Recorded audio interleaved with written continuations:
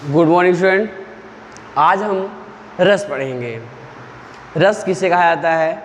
क्योंकि रस जो होता है वो काव्य की आत्मा कहा जाता है, अर्थात किसी भी कहानी नाटक आदि को हम पढ़ते हैं तो उसमें रस का बहुत महत्वपूर्ण योगदान होता है।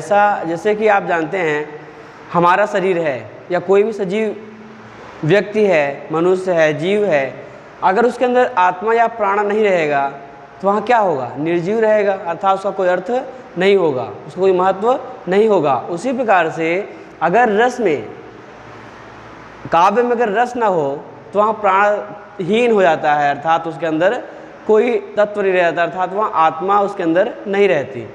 तो हम बात करेंगे रस की। रस किससे कहा गया? पहले हम रस को देख लेते हैं। जब किसी काव्य, कहानी, नाटक आदि को पढ़ते हैं, सुनने अथवा देखने से पाठक, श्रोता या दर्शक के मन में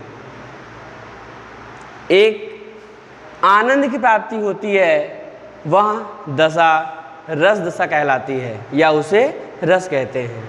फिर से एक बार देख लेते हैं कि जब किसी नाटक, कहानी, काव्य आदि को पढ़कर, सुनकर या देखकर जब किसी व्यक्ति में किसी आनंद की प्राप्ति हो, उसके मन में आनंद की प्राप्ति हो, तो वह दशा रस दशा कहलाती है, उसे रस कहते हैं।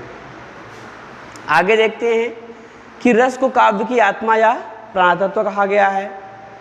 रस को काव्य की आत्मा या प्राणतत्व कहा गया है। आचार्य विश्वनाथ ने कहा है वाक्यम रसात्मक काव्यम, जिसका अर्थ होता है कि रस से भरे हुए वाक्य ही क्या कहलाते हैं? रस से भरे हुए वाक्य ही काव्य कहलाते हैं। जिस काव्य में रस नहीं है उसका कोई भी अर्थ नहीं होता है। आगे देखिए, आचार्य भरत मुनि ने, सर्वप्रथम आचार्य विश्वनाथ ने रस को ही काव्य की आत्मा कहा था। सर्वप्रथम रस को काव्य की आत्मा आचार्य विश्वनाथ ने माना था। उसके बाद सर्वप्रथम आचार्य भरत मुनि ने अपनी पुस्तक नाट्यशास्त्र में रस की व्याख्या की और उन्होंने रस सूत्र दिया। सर्वप्रथम रस की व्याख्या आचार्य भरत मुनि ने किया। उन्होंने रस सूत्र दिया कि विभावानुभाव व्यभिचारी संयोगा दृश्य निष्पत्ति, जिसका अर्थ तो यहाँ पर नहीं लिखा हमने, लेकिन इसका अर्थ होता है कि विभाव, अनुभाव और व्यभिचारी अर्थात संचारी भाव के संयोग से ही रस की निष्पत्ति होती है। आगे रसस्यते इति रसः, एक सूत्र है रसस्यते इति रसः, जिसके अनुसार कहा गया कि जो चखा जाए या आस्वादन किया जाए वह रस कहलाता है। जो चखा जाए या जिसका आस्वादन किया जाए वह रस कहलाता है। रस का शाब्दिक अर्थ आनंद होता है। आचार्य भरत मुनि के अनुसार रसों की संख्या 8 मानी गई है, लेकिन कुछ आचार्यों ने, जैसे आचार्य मम्मट ने निर्वेद माना 9वें रस के रूप में, आचार्य विश्वनाथ ने वात्सल्य माना, वात्सल्यता, तथा रूप गोस्वामी ने पररति अर्थात यहाँ पर अलौकिक प्रेम या ईश्वरीय प्रेम को रखा गया है। तो इस प्रकार से रस की संख्या कितनी हो गई? 11 हो गई।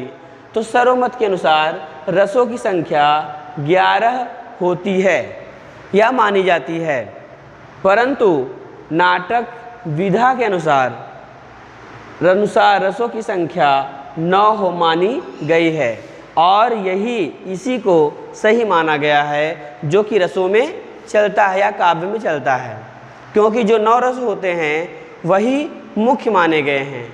जो 10वां और 11वां रस माना गया निर्वेद और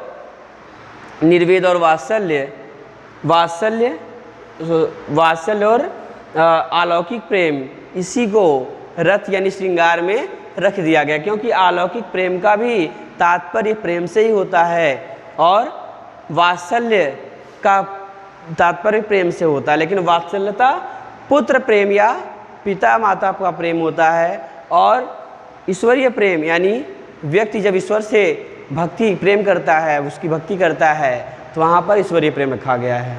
इस प्रकार से इसके बारे में हम आगे बात करेंगे। तो आप लोगों ने इसको अच्छे से समझ लिया, देख लिया कि